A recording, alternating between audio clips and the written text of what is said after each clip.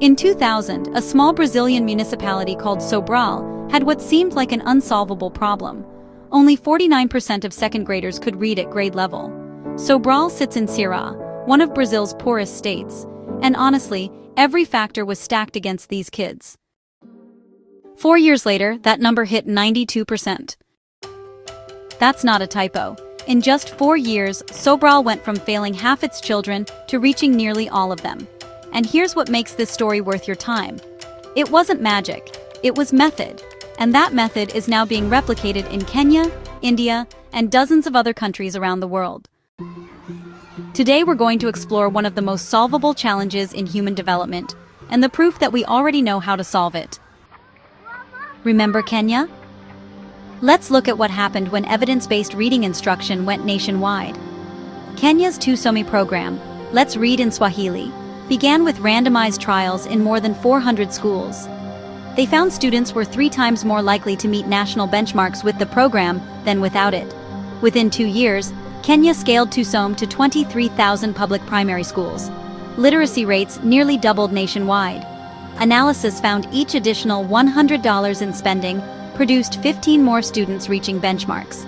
That's an exceptional return on investment by any measure. The common thread across every success story? Countries that reduce learning poverty share certain features: sustained political commitment, use of existing government structures for scale-up, results-based financing, continuous monitoring, and, critically, investment in teacher support. These aren't mysterious ingredients. They're implementation discipline applied to proven interventions. Let's talk about what's at stake. Because, understanding the magnitude helps explain why this should command attention. The World Bank's most comprehensive estimate values learning poverty at $21 trillion in lost lifetime earnings for the current generation. That's equivalent to 17% of global GDP. Flip this around. Solving it represents one of the largest opportunities in human development.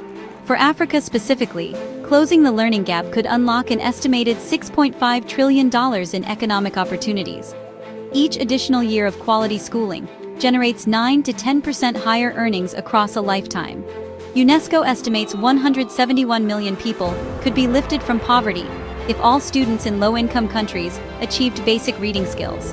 But beyond economics, and this really matters, under the UN Convention on the Rights of the Child, every child has a right not just to education, but to education that develops their capabilities.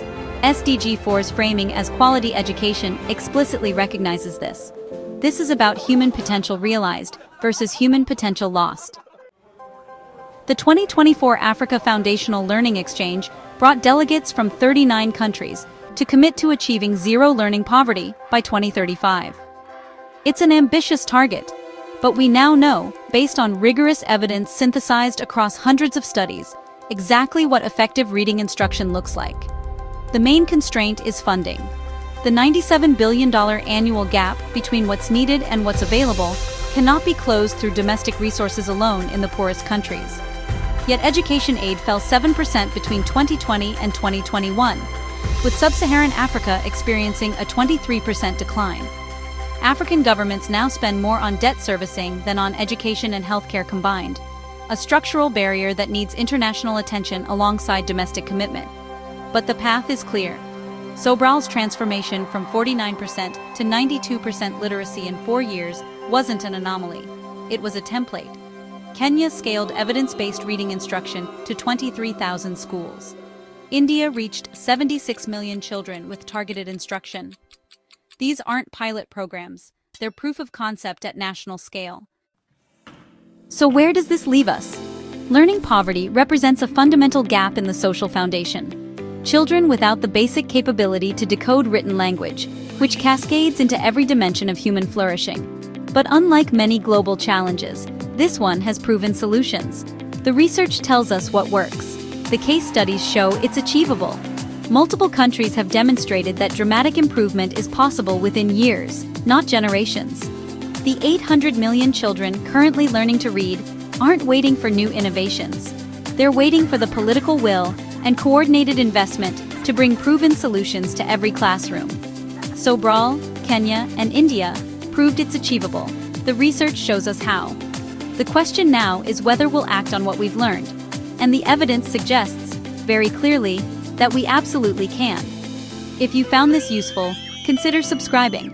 We explore how social and environmental challenges connect, always grounded in peer-reviewed research, always looking for solutions and stories of change. Because we believe you deserve more than doom and gloom. You deserve to understand what's actually working in the world, and what's possible. See you in the next one.